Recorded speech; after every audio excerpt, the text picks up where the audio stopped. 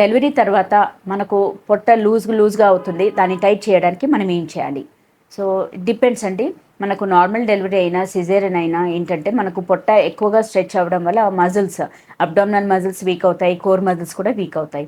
So మనం ఏంటంటే కొన్ని ఎక్సర్సైజెస్ ద్వారా ఈ కోర్ స్ట్రెంథనింగ్ అనేది ఇంప్రూవ్ చేయొచ్చు.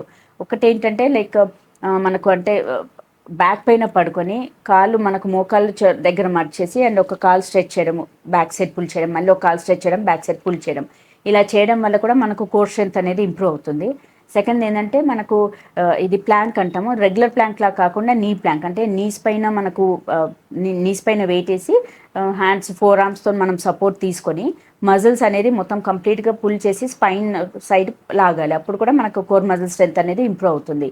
అండ్ కీగిల్ ఎక్సర్సైజెస్ దానివల్ల ఏంటంటే మనకు abdominal core muscle strength improve అవుతుంది. At the same time pelvic muscle strengthening capacity కూడా పెరుగుతుంది. అండ్ ఇది కాకుండా ఏంటంటే యోగాలో మనకు అనులోమ్ విలోమ్ అంటాం కదా, అంటే like breathe in breathe out. కాకపోతే బ్రీత్ ఇన్ ఫర్ 4 సెకండ్స్, మళ్ళీ అలాగే ఊపిరి పట్టుకొని ఉండాలి ఒక 7 సెకండ్స్, మళ్ళీ 8 సెకండ్స్లో స్లోగా రిలీజ్ చేయాలి. సో దీనివల్ల ఏంటంటే మనకు మజిల్స్ అంతా టైట్గా పట్టేస్తాం కాబట్టి కోర్ మజిల్ స్ట్రెంత్ ఇంప్రూవ్ అయ్యే ఛాన్సెస్ ఉంటుంది. ఇంకోటి క్యాట్ అండ్ కౌ పొజిషన్ అంటాం. సో అందులో ఏంటంటే మనకు ఆ లో బ్యాక్ ఏక్ తగ్గుతుంది, at the same time core muscle strength improve అవ్వడానికి హెల్ప్ అవుతుంది. ఇది కాకుండా పిలాటెస్ ఎక్సర్సైజెస్ అంటాం, అంటే లైక్ బాల్తో కూడా మీకు కోర్ మజిల్ స్ట్రెంథనింగ్ ఎక్సర్సైజెస్ చెప్తారు. దీన్ని పిలాటెస్ ఎక్సర్సైజెస్ అంటాం.